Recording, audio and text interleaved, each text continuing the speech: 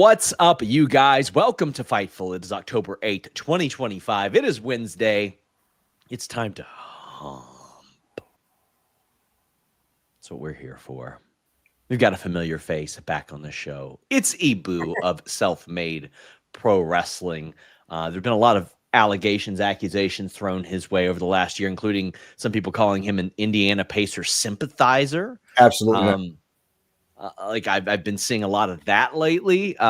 Just really, really harsh stuff. And despite that, we are glad to have him back on the air here at Fightful as a guest for The Hump. Ibou, how you doing, man? I'm doing great. I'm happy to be here. You know, I've never been on The Hump. Yeah. I've never known why it's been called The Hump. Wow. But I'm ready to hump. Why do you think? I don't want to know. But You want to know? Sure, go for it. Tell me. Our mascot is a camel. Okay. Shows on a Wednesday. In roughly like the middle of everybody's day, 2 to 3 p.m., you know, unless you're waking up super early or something like that. And also the recreational activity of humping, as in, you know. The physical pelvic thrust motion. Yes. Right. Yes, a lot of that. Now, yeah. I wanted to change the name from The Listing Ya Boy because I thought that was a stupid-ass name. And the reason why Jimmy had called it that is because I had a shirt like 7-8 years ago that just said "Ya Boy" on it because I would say "Ya Boy" reported something, and then he had a list of topics for the show that he made up like the Jericho list, and I was like, man, that's very like caught in a time capsule. Right. I didn't like it. Specific to when that happened. I think the hump is more broad, but then I realized, it came to my attention, oh no, WWE also has a show on Wednesdays called WWE's The Bump. The Bump, of which was not any inspiration whatsoever. A lot of people thought it was a takeoff of that. And I was like, damn it, man. This isn't ideal. But right.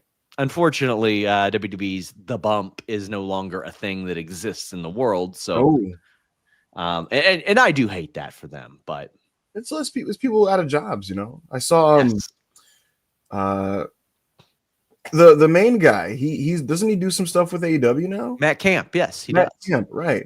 I think he was. I felt like his voice was very Pettengill-ish, and I liked Todd Pettengill an awful lot. I grew up on Todd Pettengill. I couldn't stay up and watch WWE Raw late at night. I had to go to school, so I would catch Mania on Saturday mornings. Like I often talk about random ass WWF title matches. At one point, they brought Buddy Landell in for like 3 weeks, and he got a WWF title shot against Bret the Hitman Hart on a Saturday morning show. What a time, man! Bret wrestled anybody. But I'm happy to be back with Fightful to do some content with you, Sean. You made it very clear that it was going to happen. It is happening here, folks. Thank you for having me. Fightful audience, if you have not seen me in some time, thank you for welcoming me back into your home. Ibou Self-Made. It's been an interesting wrestling week. It's going to be an interesting weekend. To say the least, it's been an interesting week. A lot happening, Sean. It's always a lot happening. You know what's happening. Absolutely. I'm coming home. Coming home. They're going to play the video for Santa. Oh, yeah, the big this Friday. Tell the world that I'm coming home. And then you're going to see the rain wash away all the pain of literally yesterday when his contract was up and he was moved to the alumni section. I wish I was a fly on the wall for what happened over the last 48 hours. You know what I mean? Like last week, you got the hourglass emojis and the cool pictures of him in suits because he looks good in a suit, you know. So you're seeing him posed up. You're seeing him in these black and white filters. You know, I'm a man that's indulged in some black and white filters in my day, you know, and he's posted a couple of those with no caption, you know, and it's like, all right, this is like textbook luchador behavior. When like you're about to get paid or you're trying to do something, you know what I mean? It's like, all right, let's get this thing going. And so it was pretty obvious. I mean, look, the Garzas came out last week with no Santos Escobar. Writing on the wall there, right? Okay, probably something's happening here. And boom, something was happening. His deal was expiring. Next thing you know, a lot of people are saying he's expected to go to AEW, so on and so forth. yesterday there was like 17,000 members of the Callis family on camera together, picture together. What's one more, right? But it was reported today by PW Insider that Santos Escobar is returning to the World Federation. So take me through that one, Sean. What's going on? So I had teased more contract news last night because I was just like, let's make it a contract news week. This was the news I was working on because I got tipped off and was told, hey, there's some more stuff going on here. But I will have another contract update here after the hump on FightfulSelect.com. But WWE wanted to keep him. They offered him a nice raise from what I understood. But his thing was like, he understands, like, the man's 41 years old. Which is wild to think. Yeah, he's been around for a long time. He wants something creatively satisfying. He's also one of the only human beings to ever emerge with a Def Rebel theme that is an absolute slapper. So, I mean, yeah. Oh, my God. I just feel like somebody's waiting behind a boat with an Uzi, ready to just pop out at somebody when I hear that. And I'm like, oh, my God. But and again, you mentioned how the luchas, they always follow like the same method. They're always really suave, and like very charismatic and charming. Look really cool. Post great selfies. If you're in a foreign location, post yourself just looking very, very suave and extravagant. You know what I mean? The hourglass emoji here and there. Yes, like they're. But I think that this is largely. I think this is largely a thing where he kind of dug in his heels about creative usage and all that. And I mean, like, I like that group. I think that Garza was, man, you bring the pant pulling thing to WWE main roster, buddy, crowd will pop for that. Yes. Crowd will pop for that. Santos, Humberto trying to keep him from doing it. He's like, I can't help it. I've got to do it. Damn it. I got to give them what they want. I think there are better ways to utilize these guys. I'm happy for him if that's where he wants to be and he got a good deal and they're going to use him better creatively. I'm happy for him. He is a welcome face to me. He's always been a gentleman, and right. I respect the fact that a whole lot of people are digging their heels in on these negotiations. Ibou, he should. I mean, I know your 5-star icon, Killer Cross, he was not happy with the deal that he was provided. I was straight up told he took data to them and he's like, okay, here's how my shirts are selling. I went and found out myself. Here's what my book is doing right now. Here is the amount that I know for a fact that I have brought you all in. Here are some social numbers. And from what I understood, they were like baffled by that. They were like, and that's the way that most of these guys should be doing it. Correct. Because otherwise, they're going to utilize this self-fulfilling prophecy and not offer you what you're worth. Jasmine Nix passed up on the deal. Kofi Kingston, or not Kofi Kingston, Xavier Woods came down to the wire. And then Santos Escobar expired and they still got it done. So we're seeing a lot of different elements of these contract negotiations, Ibou. Ones that are coming down to the wire and getting signed, ones that are coming down to the wire not getting signed, ones that are completely passed up, and then ones that expire and get renewed. It felt like a couple of years ago they were coming down to the wire, but they would always get signed. Correct. So now it's just a different approach, and I'm interested in what you think of that, because I know a lot of these wrestlers, honestly, they talk to you about this stuff as well. Yes, they do. Look, here's the bottom line, man. Here's the bottom line. We are living in a wrestling landscape where tomorrow is not guaranteed when you're a wrestler. Yeah. And you don't know what this thing is going to look like in 5 years. So when you can get some guaranteed money, get the best possible deal you can get. There's a Netflix apocalypse upon us, right? I mean, sorry, a Nielsen apocalypse upon us right now. We are currently living in an increasing duopoly when it comes to this business and the places to work. So, God damn it, while you have the opportunity right now, take advantage of your leverage and make as much money as you can. And if that means pitting multiple sides against each other, if that means going down to the wire, if that means even, digging your heels in past the expiration of your deal to get what you want, you fight for that. You fight for that because, not to be like a doomer or anything, because I don't know shit, right? I'm not Brandon Thurston, but you don't know what this looks like in 5, 6, 7 years. Maybe who knows if there's the same amount of money is going to be going around. Maybe not. Who knows? So when you have the chance right now, use whatever power you have as a talent. Because look, it's already lopsided in terms of like power. It's not the NBA where there's a players association and the talent are banded together to ensure that they get the right share from the owners and this and that. In wrestling, take as much as you can. Leave the negotiation table with as much of your shirt on your back as possible. And that's what Santos Escobar has done. So kudos to him, man. You can't have any other reaction other than, God bless, good for the guy, because if he took the first offer, which is whatever it was going to be, marginal increase in pay, no creative guarantees, still floating around doing whatever he was going to be doing, which is probably just being a mouthpiece for the Garzas, that doesn't work for him as well. Now, at least, you strong arm him, you maybe get some more out of it on TV, you make more money, you provide for your family. That's what every talent wants ultimately. And so people have recognized this. People understand this. So listen, that's the way right now. And I think that's a positive trend. As do I. I think that you need, and also competition helps as well. It creates a healthier landscape. I'm going to get to some super chats and humper chats. Gregory Nelson, my good friend, says, Sean, it's been a minute this year. I quit my 10-year career as a lighting technician and founded a 501c3 nonprofit.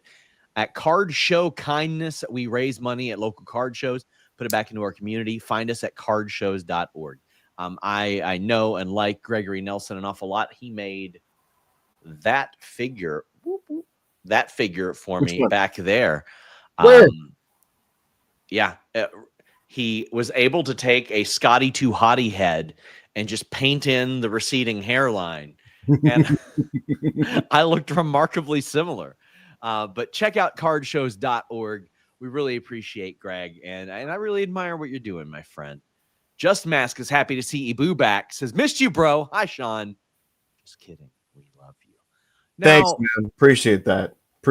Thanks for having me. Man, this is where I got to get on the aggregators, because I had somebody that came in and said, why would I pay for news when you can get it on Reddit for free? Because of stuff like this. This is why. Because there's not an aggregator I haven't had to correct. With the rumors of Triple H's successor being reported, is there any news on when he plans on retiring? Well, here's what actually happened. Mm-hmm. Somebody on a Q&A show said, asked me a question and said, Sean, who could you see successing Triple H? And I said, well, Brian Gewirtz is always an option because of his connection to The Rock. And then if you needed to bring up producers or something like that, there are people like Bobby Roode who sit in on writer meetings and the things like that. But I also said CM Punk has made it pretty clear that he's open to doing creative stuff. He pretty well wanted to run Collision while he was there. So I don't think that's something that's necessarily out of his wheelhouse. And I think that he honestly probably has the right demeanor to do so. And then people acted like I reported that was. This is just what's happening, Yes. I'm glad you pointed this out. Listen, to me, the way I see it, I understand from the perspective of somebody who wants just a quick news scrolling their timeline, right? Literally 2 days ago, I spoke to Tyrese Halliburton, and I was asking him about wrestling reporting, and if you pay attention to it, he's like, oh, no, I don't pay attention. I don't read any of it. I'm like, yeah, you do. You just get it through aggregation, but here's the thing. People think, oh, what's the point? Why do I got to pay money? But like typically in an aggregation, you don't get the extensive details that are in the full report that you have to read through. What'll happen is multiple paragraphs get boiled down to like 1 or 2 sentences with at Fightful Select or at Wrestling Observer Newsletter, whatever. Okay, cool. But again, if you want to actually have the accurate information, you have to read the reports. When you put out the Xavier Woods thing, I was live on air. And someone, like people in the chat were like, oh, like they're already saying what was happening. I was like, guys, just read the report, because sure, there's a headline, but you have to read past the headline to know what's going on half the time, because this is how misinformation travels, and then it gets traced back to you. And then you get yelled at for things that you didn't say. Oh my God. As if the Stunner Friday didn't get me enough hate. I would have people say, yeah, well, that's why you're unreliable because you reported this. And I was like, first off, what does that have to do with the stunner? But also, I didn't report this. Jesus Christ, man. Josh Morgan, I want to thank you for your very generous super chat that you send every week. I can't tell you how important that is that you support us directly.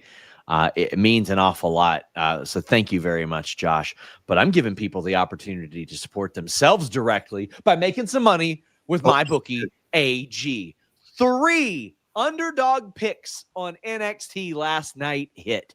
Both of the Survivor Series elimination matches and the Mustafa Ali Ethan Page match had underdogs. Right now, you get a $50 bonus when you deposit $100 or a $100 bonus when you deposit $200. There's also ones for sports up to a $500 bet back bonus, 150% casino bonus up to $750. You can bet with Bitcoin. They got table games, slot games, and the best support in the business. I've been putting some money down on NFL games a lot lately. Been coming out pretty well. Now, we only want you to bet what you can, and please bet responsibly. But this weekend, the favorites at MyBookie AG were Seth Rollins, Stephanie Vekur, among others. But they also have some lines up on who will Brock Lesnar's opponent be at Mania 42, with Gunther as a favorite. Now, RM is saying, what do you think happens for Mania 42? Who do you want or think or want to see win the Rumble? Do you think Triple H is Cody, Punk, Roman, or Roman versus Cody? I don't want to see Roman Cody again. I'm well past the need for that. I think it's very intentional that they have left Cody and Punk on different ends of the world because they know that's a Mania main event. There's a lot to discuss here. I think that if you're going to book Brock Lesnar, Gunther should be beating him. He should beat Cena in December. He should beat Brock at Mania. Do all that. He's your new guy. But what are some of the things that you're looking at for Mania 42? Okay, so I'll tell you what. As you remember, Sean, last year's Mania season was a mess. And if you remember, the months preceding Mania season, I had warned the public that it might get very weird. Yes.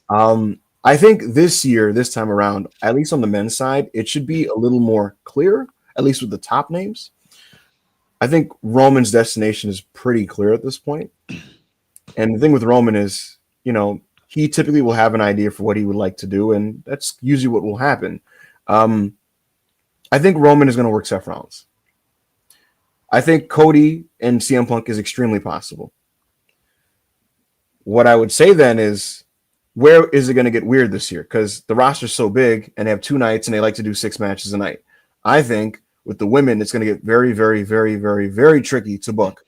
How do you placate to and properly feature Bianca Belair, Tiffany Stratton, Rhea Ripley, Stephanie, Io, and everybody in between? And so that's going to be interesting. I think Brock Lesnar is either working Gunther or Braun Breaker. I know Braun Breaker versus Brock Lesnar is in the books. It is something that they absolutely would like to do. So I'd imagine that's going to be on a Big 4 show. And beyond that, I'll tell you what, I don't know if this is a hot take. I would like to see Cody and Roman one more time. Sean Ross Sapp. Really? I would. The reason why is because it's 1-1. And when it's 1-1, it's unsettled, Sean. But here's the thing, though. Even though I want this, I don't think it's happening anytime soon. I do not think. I'm good if it happens like years down the line because, as we know, Roman Reigns, he can't deal with somebody in his way in life, as he said. That fucking cinematic thing was. Oh my god! You could tell they were feeling themselves with those, and I know. I remember your report, like how Paul was so excited about it and shit. Yes, and I remember it. So when we were doing the Raw review, you and I were actively reporting a number of matches that were being discussed. That ended up on WWE Unreal. Exactly. So a lot of them adjusted and changed. And I mean, I got to say, the first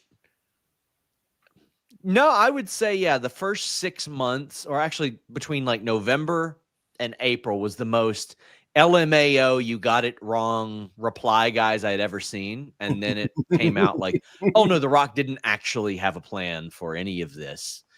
he was not being honest. And you had once heard from someone, we are all at the mercy of Dwayne for Mania. We are all at the mercy of Dwayne for WrestleMania. And correct. Then a lot of the matches we reported that didn't end up even coming near happening were on a big whiteboard on Unreal.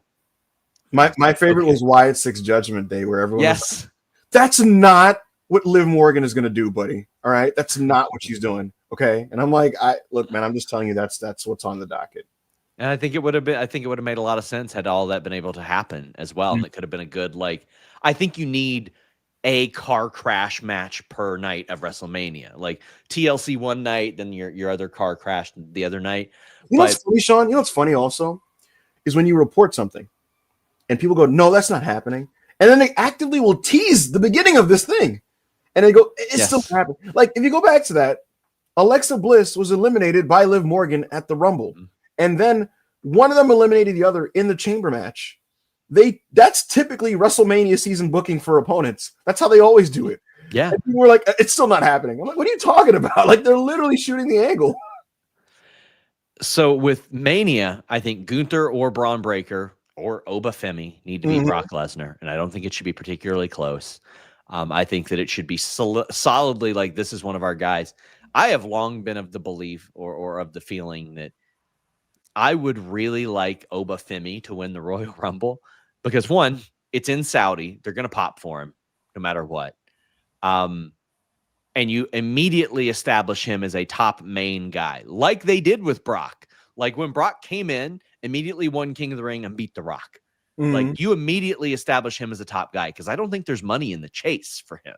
No, I think the money is the type of wrestler he is. Yeah, people trying to topple him. Yeah. And I feel like Seth Rollins and Cody Rhodes are both people that can like really sell like, oh shit, this is a different kind of guy thing. Obafemi feels like the type of guy where I just belt him on like the Rothermania.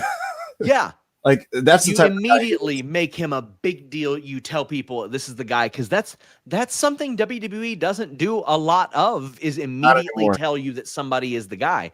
And a lot of that's because they felt like they got burned by Brock Lesnar by doing that. And I mean, listen, if you could look over at the other company and say, well, Mariah May got that too. And then she said, what else do I need to do here?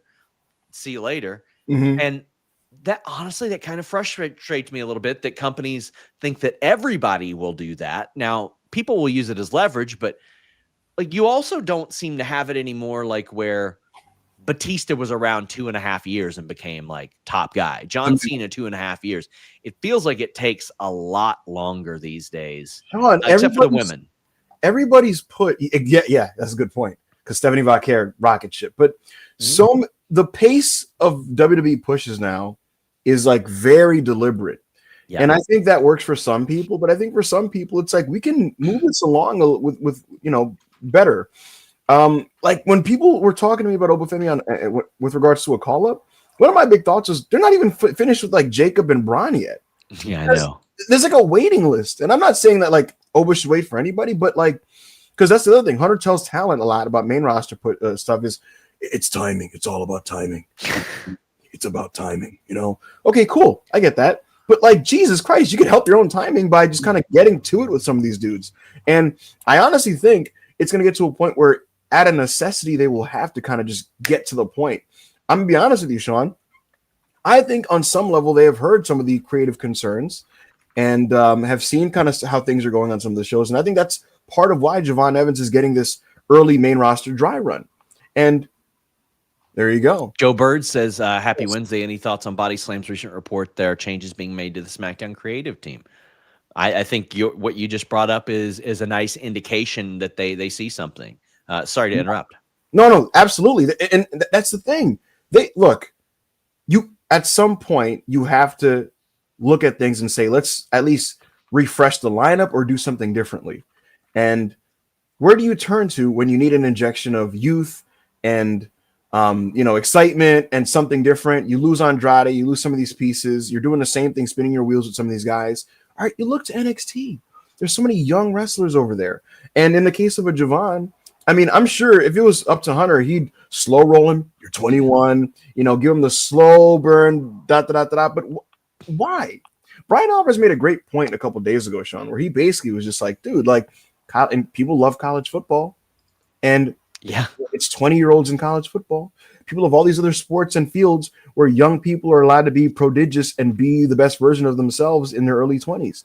And in pro wrestling, it's almost like we've gotten in this habit where we just have to, like, it's accepted that, like, the young guy just has to kind of be at a certain spot boxed in until they get to a certain point. And it's one thing if they're legitimately green, but in the case of a Javon, I would showcase him in the form he's in because there's an appeal to watching a guy that young be as great as he is. It's funny because the meme of the 2008 WWE roster was stacked. And then when you look back at it and you're like, oh, they've kind of always done the old guy thing. It just seems more now because, like, in that picture, there's Triple H almost 40. There's Undertaker over 40. Jericho. There's there's Flair and JBL and Finley and Shawn Michaels and all these guys. And listen, I am so glad that even then, much less now, we're not dealing with like Greg the Hammer Valentine on WCW Saturday Night. We get like Sheamus doing beating. And Sheamus is awesome. Yeah. Yes. But like and Hurt Syndicate and stuff like that, as opposed to, well, here's Hacksaw Jim Duggan taking an entire roll of athletic tape around his fist and comically punching a guy in the face. I'm glad it's there, but they do need a youth movement pretty badly there. And it can't just be Braun Breaker. No. And look, I love Cody Rhodes. He's one of my two favorite wrestlers. And Cody Rhodes is built to last. And Cody Rhodes is built for the long haul. And he's the current guy. He's the top guy. But whether it's Cody or his peers like Seth Rollins or Roman Reigns, these guys are all 40 years old, Sean. And thankfully, we live in a wrestling landscape where people are being put in position to be great for longer than they used to be. Before you're looking at 43 and it's like, let's start wrapping it up, Grandpa. And now guys are 43 going strong, Kenny Omega, so on and so forth. So that's awesome. That's awesome.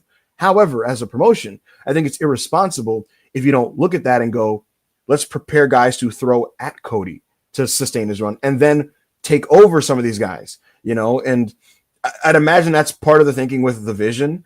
But like, you need a lot of that all over the place because even with the case of Cody Rhodes, how many times can it just be Drew McIntyre being his opponent or Randy Orton or someone like that? You got to look at Jacob Fatu and maybe preparing an Obafemi and then so on and so forth. Again, it has to be a mix. You always have to look at what's next, and you have to look at what's next before it's to a point where like you're forced to do it because like you didn't set yourself up properly. You know what I mean?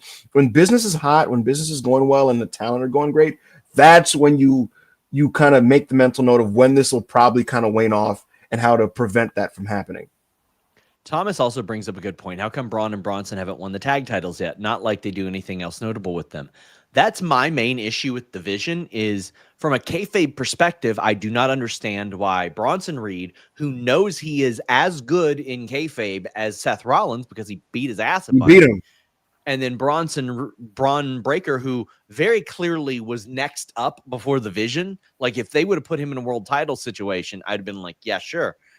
What is their kayfabe motivation here? Like, I need to know that. I agree with you, and that's why the recent pivot to how they've been used is more towards what I'm looking for. Like you just said, last year on those shows that we talked about, and last year, Bronson Reed is destroying people. He's killing Braun Strowman. He's beating Seth Rollins. Braun Breaker, destroying everybody in his path, beat Sami Zayn, won the Intercontinental Championship. These are guys who are already on their way, right? So why do they then take a step back as Seth Rollins' lackeys? That was really, really weird as a call, which is why I'm glad that they've kind of like given each guy some space to just kind of be their own man again. But you need more of that. My personal ideal vision for the Vision initially was a crew of bad dudes in the sense that like they're all their own guy. They're the killers of Monday Night Raw. Together they're unstoppable. But it's like a union of like the baddest guys on the show, and it's almost a situation where they're presented as equal partners. I would have preferred that rather than like these guys are like under the learning tree of Seth. That's why also on Raw, I like that Paul Heyman told Seth Rollins, well, you're going to lose the faith of Braun Breaker and Bronson Reed if you lose this, because they're going to be disillusioned. Why should they listen to you if you can't beat Cody Rhodes? So I think leaning into that more and continuing to showcase these people as individuals is very important, because, like you said, they were already in position to be big time before the group existed. WWE. I want to see Becky be like the Yoko Ono of division. Like, I want her to like her involvement. Obviously, they're already planting some seeds that like she's backstage ranting and causing some friction, because we rarely see these guys together anymore. WWE 1146 says, do you expect any significant AEW departures such as Anna Jay? Well, I don't expect her to depart now that there are tag team titles there. I think like this is a thing that she's been kind of waiting on for quite some time. So I think that she'll be around for a while. Do I expect Danhausen to leave? Yes. I think they should have just let him go. I think it's ridiculous that they extended his deal when he didn't want them to and weren't using him. If it's something that he wanted, sure. But he for a while, yeah. What's funny about the Anna Jay thing? I was asked about this on my show too, and I was baffled. I was like, "Where's this coming from? What is this Anna Jay WWE?" Yeah. Was that a rumor? Was that going around? I'm trying to remember the outlet. Like now of all times when they do the tag titles. Yeah, that's baseless. She's not leaving. It's puzzling. It's very puzzling.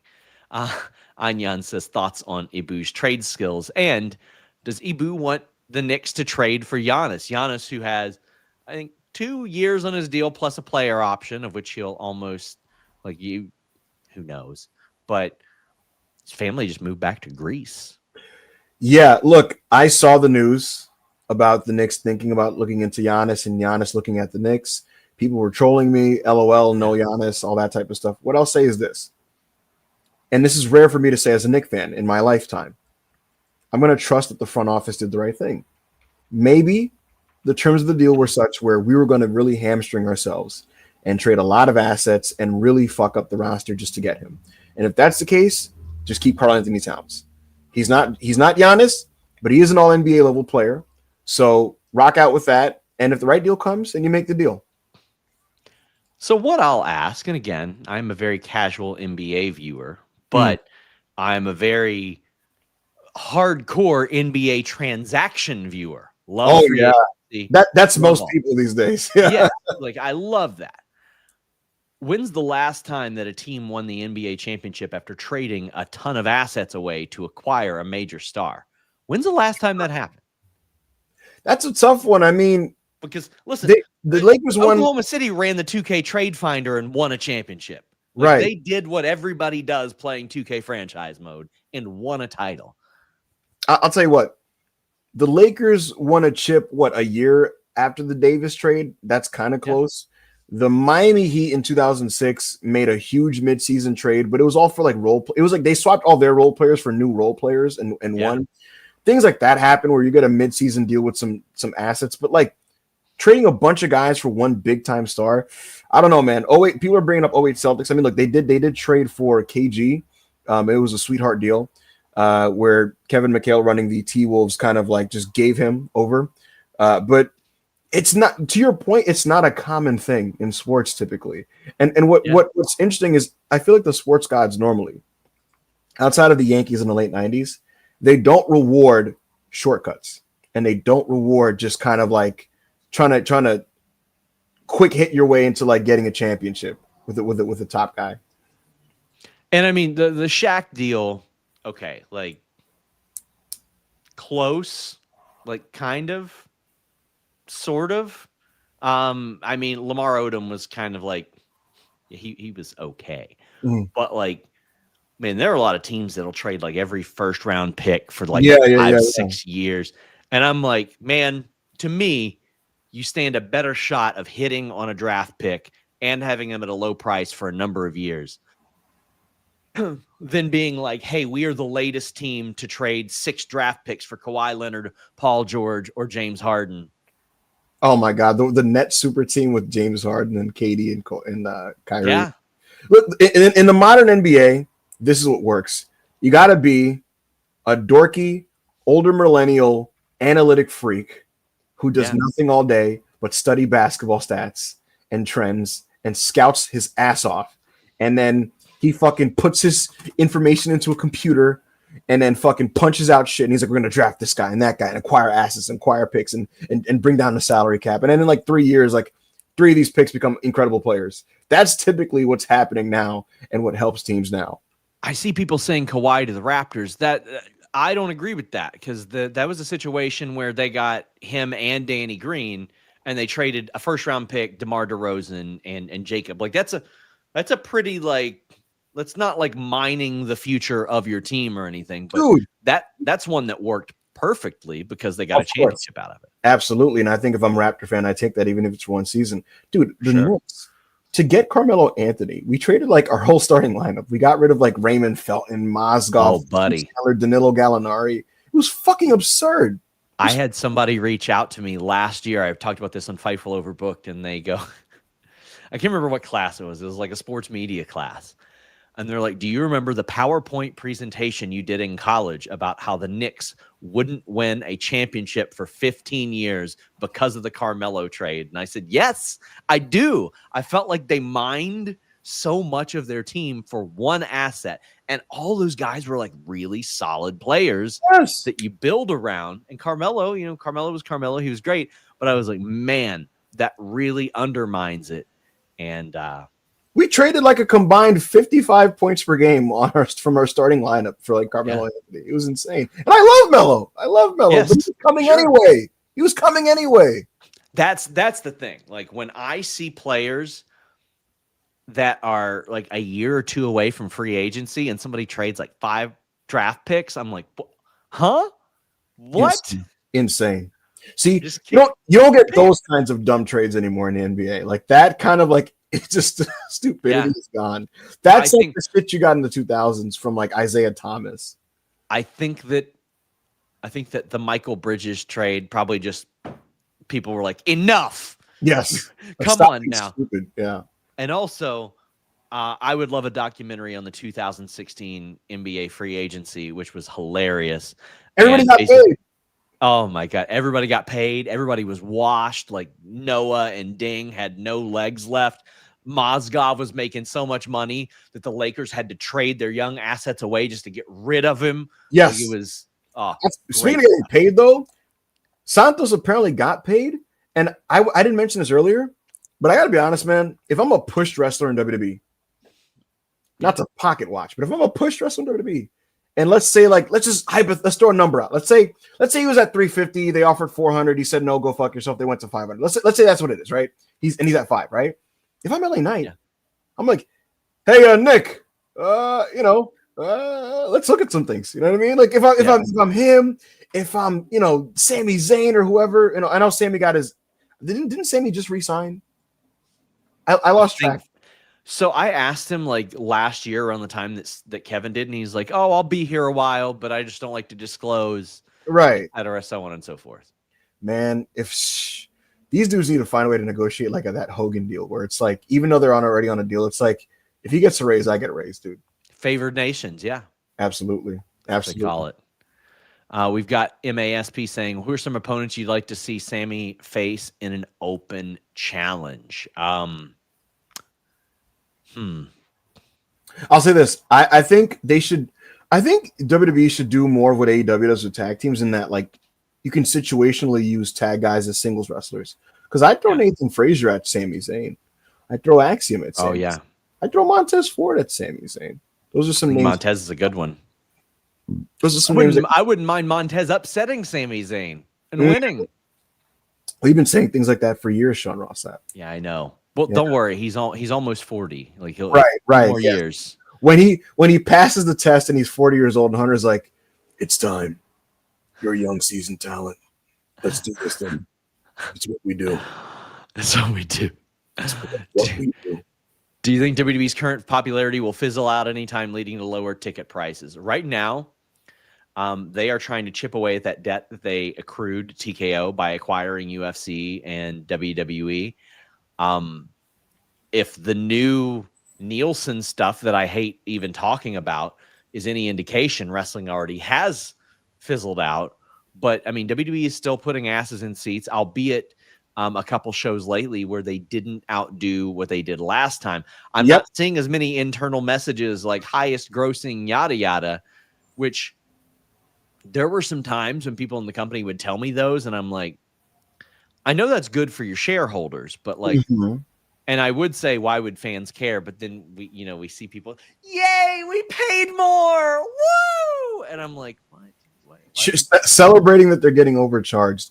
Listen, man, the bottom line is WWE's current business model when it comes to selling tickets and getting in live events is not family friendly or fan friendly. Yeah. It is set up in a way specifically to maximize their own profits.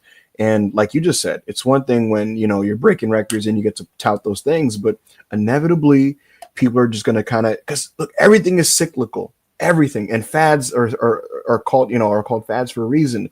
And you have to put yourself in a position where when you come back to the town, you have something new to offer fans or whatever. And so do I see them lowering ticket prices? I think like you'd have to see like really grave and consistent ticketing trends for that to happen. But on all I know is I hope we do get to a point where they go, you know what, let's make this a thing where we can get, because do you remember this, Sean, at Evolution 2, the ticket sales were kind of sagging behind. Yeah. And then they started doing a bunch of 2-for-1 deals and things that were and lowering ticket prices. And what you ended up getting was 7,000-8,000 people in there that were actual fans, not like rappers and influencers. You had actual fans that were in the building, passionate for the show. And I think they played a big part as to why that was the best WWE PLE of the year, in my estimation. So do I see it happening anytime soon? I mean, I don't know. I could also see, because here's the thing, Sean, necessity is the mother of invention. And Cody Rhodes once famously said, not famously, but he once said in a way that spoke to me. It was like on an AEW podcast with like Aubrey. He was like, the business dies when you stop making new stars. And yes. The business dies when you stop making new stars. If nothing else, I hope that they're put in a position to have to bring some new guys along to kind of tie in some of our conversations about this. Javon and whoever else it may concern, you have to give fans new. You have to give fans things to get into. You have to continue to reshuffle the deck. And if they could do that while also being fan-friendly and family-friendly with the pricing and stuff, then the hot streak will sustain. And if they don't, it will fizzle out the same way it did in 2001. Well, I'll tell you what's fan-friendly. NordVPN.com/Fightful. Get that exclusive deal. 2 years plus 4 months. You're going to end up paying less than $298 a month for this deal. And you might say, Sean, I don't know if I'll like it. What? 30-day money-back guarantee. How about that? I'm not watching the show this weekend on ESPN. I'm watching it on Netflix. All you do, subscribe, download the app on any device. This phone, this desktop, I've got it on my router over there, Studio PC, the Surface Pro, and the TV. You can use it for a ton of different things on one subscription. Download the app, change your virtual location, log into Netflix, and you got access to Raw, SmackDown, NXT, and the PLEs. You might say, well, won't Netflix be upset about that? No, they want your subscription. That's all they care about. That's what they want. So head over there, subscribe to NordVPN.com/Fightful. Check out all of the great features that they have, because there are so many that we barely even mention, like the private cloud, the Threat Protection Pro, all that good stuff, and a great deal. Plus, this weekend, Bound for Glory, get that pay-per-view at a much more affordable price. And AEW next weekend, get that at a much more affordable price. NordVPN.com/Fightful. Want to truly appreciate, or tell Nord how much we truly appreciate them and what they're doing for wrestling fans. Let the people know if you use Nord in the chat. We got the Becky Lynch channel, says Becky Lynch, saying she's not going to Perth because she needs some time to reevaluate. What do you think she will do until she comes back? I think it's just her taking that show off and those shows off, because they don't have her booked for the PLE. They can make it work. There's no reason to just bring people over there to bring them over there. That is not on a 22-hour flight, dude. Yeah, that's a tough trip. I want to go to Australia bad. I don't want to do that flight. Like, you feel like you live there by the end of that flight. Yeah. And then you got to do it again. 40 hours, 45 hours on a plane. We're talking airport time. We're talking like way more than that. I just think she's back in 2 weeks. Yeah. And that'll be that. Yeah. To your NordVPN point, Sean, this week on Monday Night Raw, during the commercial break, Kairi Sane, Alabama slammed Io Sky head first into the apron. That spot saw that. Fucking insane. But the only way to watch that spot in real time is if you either live in the United Kingdom or you are watching Raw on Netflix on a VPN. So I don't know, folks. If you want to see Kairi Sane, Alabama slam Io Sky on an apron, or other cool, quirky things that happen in commercial breaks, like Alexa Bliss, popping herself and the crowd during the commercial. That's how you do it. And I think it's worth it. This is a weird sicko thing of mine. I observe how wrestlers approach commercials because it's just a fascinating thing. Some wrestlers are like, I'm just gonna wrestle through it. Like Bryan Danielson used to just like, I'm gonna just chop and kick you. Yes. Other people, they're gonna like, I'll do like a cool sequence that doesn't really need to be seen. And other people just kind of walk around. It's the best. The people that kind of brother their way through the commercial and they're like, they kind of sell a little bit and then they like walk around. They go and ask the ref how much time we have left. Like that's the best. We've got RM saying Punk said recently he doesn't think he can be a heel due to his pops. His pops are getting louder. Is it because The Office plus Triple H doesn't want it? How would you book face Punk versus face Cody? Well, if he doesn't get a haircut soon, he's going to get heel reactions for sure. He's got some very Beavis and Butthead-ish pompadour action going on there, Ibou. Can I have you break down this haircut? Sure. So Punk now, he's very poofy in the front. It's very poofy. It looks like the department has taken all the hair on his head and kind of gravitated it towards the front and used a lot of gel and styled it to where it's very solidified in the front. I think Phil is very fond of this hair. He likes his stylist. Yes. I've seen some mixed reaction online about the hair from the fans. Some people like it a little low. Some people want it a little bit longer. Very poofy in the front. I don't know where I'm at with it yet. I got to consult some people and maybe sleep on it and do some soul searching personally about the hair. But it is an interesting phase for brother Phil Brooks. Regarding his heel turn, I pay $4.99. Sorry, I was reading. Yeah, it was just a VPN plug. Oh hell yeah, you get that. So regarding the heel turn, Punk is not against turning heel. Punk would love to be a bad guy. He wanted to be a bad guy on Collision, for obvious reasons.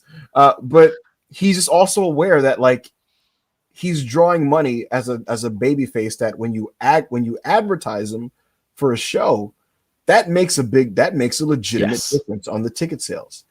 And it's bad business to cool that off and cut that off before it naturally cools off. Again, I agree. When you're looking at how things are trending right now, Punk is one of those guys, okay, you throw him on a Raw, you advertise him, we'll sell some tickets. You don't want to fuck that up yet. But he would obviously artistically love to be a bad guy against Cody Rhodes. So we'll see. We'll reevaluate how things are. If Punk feels like he's cooled off by January, February, they're going to pull the trigger on that. And he'll do a great job being a bad guy to Cody Rhodes. He wants to be the Terry Funk to Cody Rhodes' Dusty Rhodes. And how would I book a face Punk versus face Cody? Well, one of the things I loved about early AEW was that there were so many feuds that on a month-to-month basis, it was like a choose which guy you liked and choose which you didn't based on if they were right about their particular issue type of thing. And it wasn't some like situation where a face was stabbing another face or anything like that. It was just they have a personal issue, decide which one you side with type of thing. I like that type of stuff, yeah.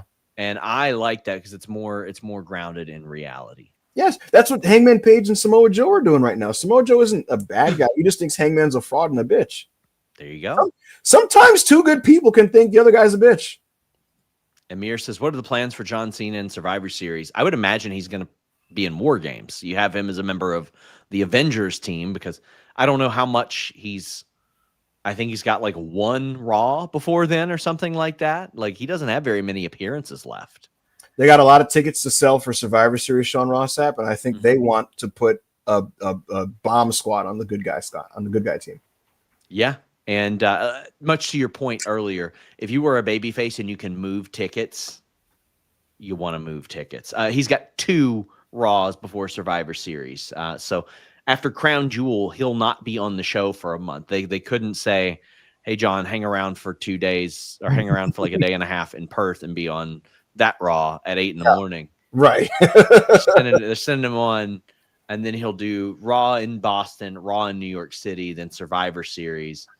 And then then there are no appearances before his last match? Insane. We'll see what happens, but the Meltzer report about there being a tournament to face John Cena in his last match is a good idea. And I hope that's what ends up happening. I went on a rant on Raw and we posted a clip of it. And I was like, man, they have misused him on TV long before this. Like, they had him during the pandemic when no movies are being filmed. And I would have just said, hey, John, can you come in for like a weekend and just film yourself beating Heath Slater in squash matches or something? Literally anything to get you on TV during one of the most perilous times. They brought him back the next year and they had him do like 8 dark matches instead of putting him on TV. That was weekly. Weird. That was so odd. Then they did it again in 2023. What was that about? Some of those shows he wasn't even on air, and he didn't do anything. Like, didn't come out. Show. It's like he was at that point a guy where if you have him in your building, you put him on TV in some capacity. Yes. Yeah, even if it's a pointless promo with nothing, like it's better than not having him on TV. One of them, he was on the show, and they had Matt Riddle come out, and they said "bro" 5 times, and then that was into the segment. What was happening in WWE in 2021? Vince McMahon. That's why I get upset when people say, oh, well, bet you wish you had Vince back now. No, because I had people on the writing team that would watch my post show and they'd be like, okay, you complained about this match happening 5 times. It happened because Vince brought it up in a creative meeting. And he goes, I like the idea of that match. And somebody goes, you've done it 4 times in 2 months, Vince. And he goes, well, we're going to do it a 5th time. Oh, yeah. Dude, they were miserable, dude. It was so bad. Rumble 2022, the vibe. Oh, buddy. Rumble 2022. Got about 6,000 words on that bad boy. I had people immediately after the show saying, meet me here to talk. And I was at the Talent Hotel talking to wrestlers throughout the night. It was bad. It was nothing funnier than when the boys are pissed and you just get the text of like, bro. I know. I know. Oh, that happened after the Rollins Fiend match at Hell in a Cell too. Yep. And after the Orton Fiend. It's funny. Like, in wrestling, it's frowned upon within the business to talk to the media. But the funniest thing is the media never get contacted more than when people are annoyed. When people are mad, that's when it's a lot of dude. Tim Traver, the Diecast Collective says, hi, Ibou. Hi, Sean. Happy Hump Day. Enjoying my amazing week so far. Go Fightful. Check out if you all like diecast cars. Our dude Tim Traver does a lot of coverage of those. Predictions for both Rumbles. I could see a returning Liv Morgan finally winning a Rumble. Everybody's kind of won their first Rumble unless it's Tiffany or Stephanie who already have championships. But I want like a CM Punk, Braun Breaker, Sami Zayn, or Obafemi, and I think they've leaned away from the Sami Zayn one of late. But any thoughts? Yeah, I've noticed that. It felt for a while that they were going to do Seth and Sami, and I think they've kind of like soft pivoted to Roman and Seth, and Sami's title pursuit is delayed maybe a year, which is a bit of a shame. I love Sami. Who's winning the Rumble? I mean, it'd be very funny if Roman just won it, but I think it's very possible that Roman just wins it. God, I'd like a monkey wrench on that one. I could see Rhea Ripley winning the women's one. Now those are kind of like establishment picks, but I do think it's something like that is probably what you can expect. Any update on Dakota Kai? She had gear made for an upcoming return.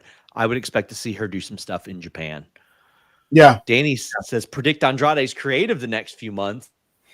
Well, I mean, he's working with Kenny. That's obviously a really, really good spot.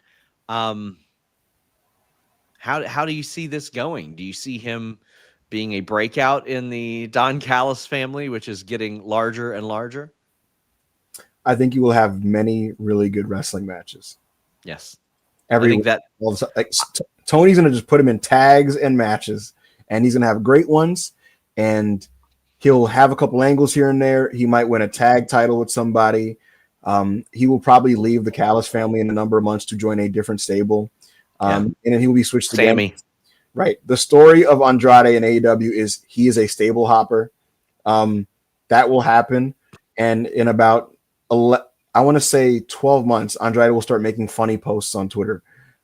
Yes. And then people inside will be like, what's happening? And he'll be like, nothing. We're good. And then in about 18 months, you will have very funny reporting about Andrade's future. I would love to see like eventually him and Sammy playing off of their history. And like, I'm not comparing Andrade to an animal, but you know how some people have that pet that they can't control and even they're scared of them.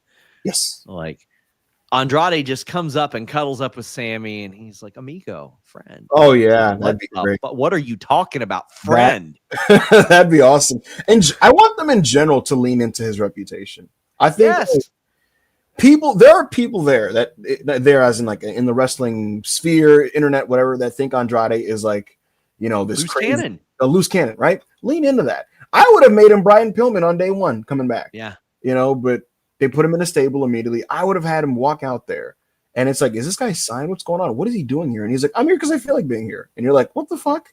I mean, listen, AEW doesn't like, they don't work the media or anything like that. It's just generally they find that poor taste.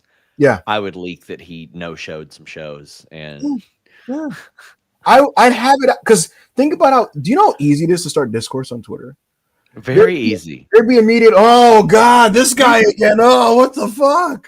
I'm the only person who watched Main Event and people acted like Karrion Kross did not bump. And I'm like, guys, listen, I watched the show. He takes bumps. And people are like, psyop, Karrion Kross. And I'm like, what? It's a fact. What are we? I mean, gosh, I can't remember what it was last week. The Andrade stuff last week where people said, interesting that this comes out after his AEW debut. And I'm like, no, Mike Johnson just didn't credit me and John Alba for stuff we reported weeks ago. You've been said that stuff. Yeah. I dreaded reporting the Xavier Woods thing yesterday because I thought that people would be like, oh, WWE fed him that because of the Santos Escobar thing. By the way, more contract news coming to FightfulSelect.com right after this show. How much to get in? $5.99 a month. Lock it in for a year. It's even less than that before Jimmy gets greedy and tries to hike that price up, you know. We got Give Me Back Shots Solo Monster. Oh, wow. I'm sure Jason appreciates that. I get vibes Bianca against a heel run. Thoughts? She's been very particular about her heel run. She said that she wants it to make sense. She said that she doesn't want to waste the equity that she has built up. And I think that she is an incredibly smart person for saying that because she understands that the longer that you wait to turn heel, the more important it is. And there better be good creative there. Yes. And I don't think when she got some weird reactions in Mania season and the overseas shows, I don't think at any part of her was like, yeah, let me lean into this and be a bad guy. I don't think that was her intention. Oh, I hate answering questions about him. Swaron says, hey guys, disclaimer, I don't condone what he did. How would you rate Benoit in purely in terms of a wrestling basis? Great wrestler. He was one of my favorites. I have not watched I've watched 2 matches of his in 18 years. One of them was a request from Fightful Select. And I said, guys, I don't want to watch his matches anymore. And then one was just when I rewatched all the Rumbles and he was in some of those. Good wrestler, but to me, I can't overlook what he did. I've got no desire to ever watch one of those again. Yeah, I mean, look, nobody's in disagreement that Chris Benoit is a great wrestler. I mean, he was a favorite of hardcore's in real time. And the sad thing is he was one of my first favorite wrestlers. Mania 20 was a great memory for me when he won in MSG. So, look, man, it's been 18 years. 18 years, yeah. Yeah, God. It's still one of the worst things to happen to pro wrestling. What happened. Yeah. So, and I think that's what pushed me to loving MMA even more. And there are some real psychos in MMA as well. But if you didn't, the fans who weren't around at that time, that was just a really bad time. Like that happening and wrestling having to answer for that, and then the media coverage, and then like wrestlers being on CNN going like, we're not all psychos. And so it was a really, really, really bad time. Kevin Nash owning a Fox News host was phenomenal programming. If you all have never seen that, Kevin Nash embarrasses a Fox News host who tried to, rewatching we've got a few more of these and then we'll wrap up. RM says, rewatching the best Punk feuds with Cena and MJF. I think it's a goat. Yeah, my goat and number one Cody brings fire out of Punker. Does Punk know that the fans like me want it for Mania? He's got to know it. Of course he does. Of course. Look, he's not stupid. He knows where the money is, and he knows who are the money opponents. Yeah. And RM says, do you think Punk could make a babyface feud with Cody work? I'm biased. I'd want to see it if it could work, considering his 2011 feud with Cena. When you see Punk retiring, well, I definitely think he could make it work, Ibou, for sure. He is one of the best performers in wrestling history. And I think that it would be something that he probably sees things as challenges and likes to overcome them. And just he perpetually feels like he's got to prove something is the vibe I've gotten from conversations with him. Yeah. And another funny thing is he actually gets annoyed now when people ask him about retirement. I mean, good. I love it. I don't want to. He's delivering in the ring. I still enjoy him. AJ's in for a run as well. Like, I like that in people's mid-40s, I don't have to say, when are they going to retire? Very rarely is it because they're absolutely washed. It is an age number thing because wrestlers have it is funny how the style back in the day was much more conducive to lasting until you were 50, yet you have more wrestlers wrestling at a higher level in their mid-40s now. Oh, do I feel it's 100% certainty Cena actually never wrestles again after December 13th, even if the Saudis come calling? It's never 100%. Yeah, I was going to say, I got to be honest with you, Sean. I think it'll be it technically. I think someday someone's going to throw money at him and he'll do one more match. Like, listen, John Cena is also like, maybe there's a Make-A-Wish-A-Mania or something. He's like, I said I never would, but one more time. You know, like, listen, he could absolutely do that. New Lack City says paying towards the cost of the puppets you paid for because Sexy Lexi is hilarious. Oh boy, what the fuck did I miss on that NXT show? I bought these goblins a couple of puppets that look like themselves just to get them to review Freddy Got Fingered. And let me tell you, they did review it. A 3.5 hour review of Freddy Got Fingered, the longest in human history. I'm scared. Yeah. Corey David says, Sean, did you see Ibou versus AO trade special? No, but I am going to watch it. Like, the last few days have been like really slammed for me, but I am going to watch / listen to it. I'll say this, man. I'm very proud of how the Ibou versus AO Punk Kenny Omega debate did. That was the number one trend on Twitter. Wonderful. Number one trend on Twitter. Over 2,000 live viewers at the peak of the stream, going head to head with Monday Night Raw. And I thought that was a titanic battle. This trade special was not. I got my ass kicked. I don't know what happened. Really? I'll own up to it. I got destroyed. It is what it is. I lost 3-1 and just didn't make the right deal, Sean. I had to go back. Please plug it. Please tell the people where they can find it because we only have one super chat left. And I'd love for our wonderful audience to see where they can support someone like yourself and Self-Made who, as the name explains, actually do things. WrestleVotes said recently, less aggregation, more irrigation. And I got to agree with that. Yeah, man. And look, Self-Made is a brand we're building. We have a YouTube channel called Self-Made Pro. And just this Monday, Sean, we were hanging out with NXT superstar Jordan Grace and NBA All-Star Tyrese Halliburton on the same show, which is a great get. So if you want to just take in the vibes and enjoy that, we have that. And also on our channel, there's the Ibou versus AO trade special. There's Ibou versus AO in a CM Punk, Kenny Omega, who's the GOAT debate, and all kinds of other extra fun. Chris, my boy Chris O'Brien and Rob have a new show, Loaf and Lecture, which is it's hard to describe, but it's incredible. And obviously we have the Self-Made Twitter and all the services that we provide are in the bio of our Twitter. So I love what we're building there. We have a great community, and the content is something that I've been very happy with, and it'll continue to happen and continue to be produced. We have a couple more super chats. Corey David says, do you think John Cena would ever wrestle in AEW? If there was somebody that came along and said, I can coordinate world peace permanently, if you wrestle for AEW, then John Cena would do it. I don't think under almost any circumstances John Cena would wrestle for AEW. Yeah, I don't think it's happening. Do you think MJF will return for Full Gear? How do you guess the title contract plays out? Think he cashes in soon after returning or holds it for a while? I think he'll be back by Full Gear because he takes great pride in being on the full time. Yeah, and being the full-time wrestler while he does that schedule. Yeah. Like they had to be like, dude, chill there. But yeah.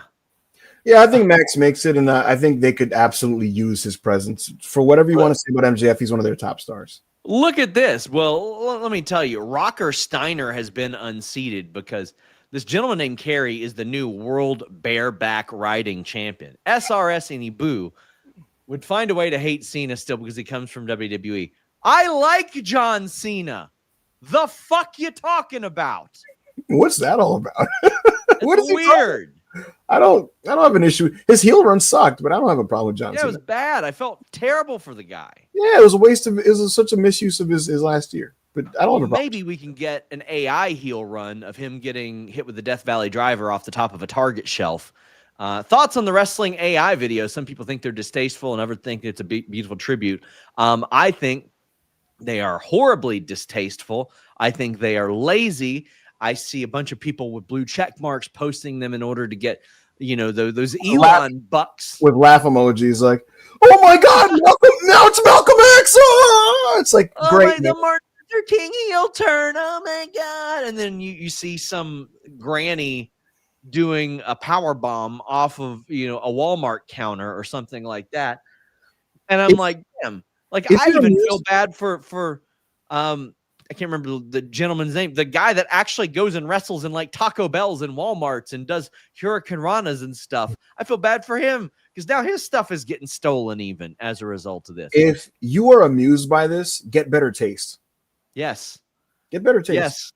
Yes. Very rarely do I care about somebody's subjective opinions and views, but come on, man.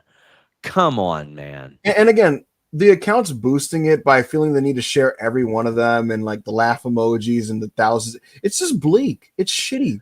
So the world champion Dick Ryder has sent a follow-up. A quote from me. We've seen Killer Cross, Jasmine Nix, and Santos Escobar all pass on WWE offers in the last few months. Thoughts on this? It's a fucking factual statement. Sean, did Cross pass on a WWE offer? Yes. Did Jasmine Nix pass on her offer? Yes. Did Santos pass on his offer? Yes. And so you wrote in a sentence that they have passed on WWE offers. That is a sentence of a thing that happened.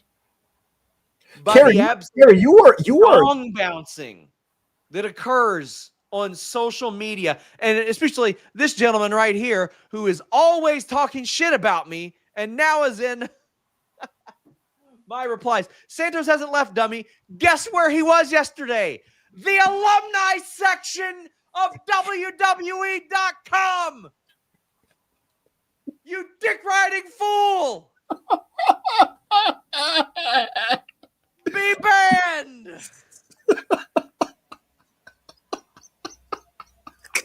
Guess what? You know what's funny? Mariah May passed on an AEW deal.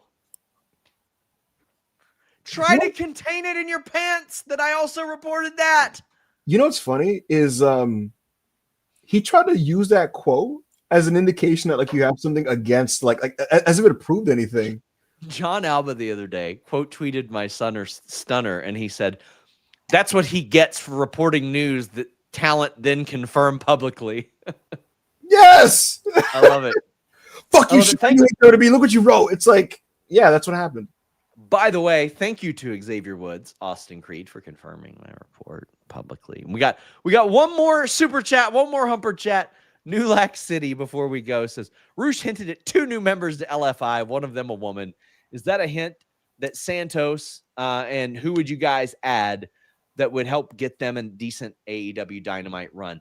I don't think it was a hint at Santos. I don't think that Santos is the kind of guy that would like go tell AEW, hey, I'm coming in, and then not do it. I don't think that he would do that. But who are a couple that you look at? Like, listen, she hasn't been on TV much lately, but I've been a big La Catalina fan for a long time. Oh, but she's awesome. I'd bring her in. I'd bring in Dorian Roldan. I don't know what's to do with that in his. I know MLW, it's hard to get out of contracts there. So I don't know what's the situation there, but I've always thought he should be on one of the big twos television because I love his promo style. And Catalina is a superstar in the making. Yeah. Those are the ones I would like to see. Or legitimately Andrade. I think he should switch over.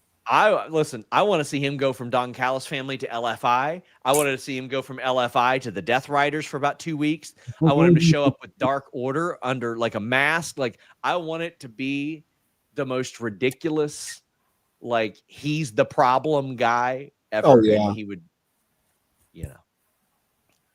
Ibou, I want to thank you so much. This has been lovely. Guys, next week I will have Simon Miller on the show.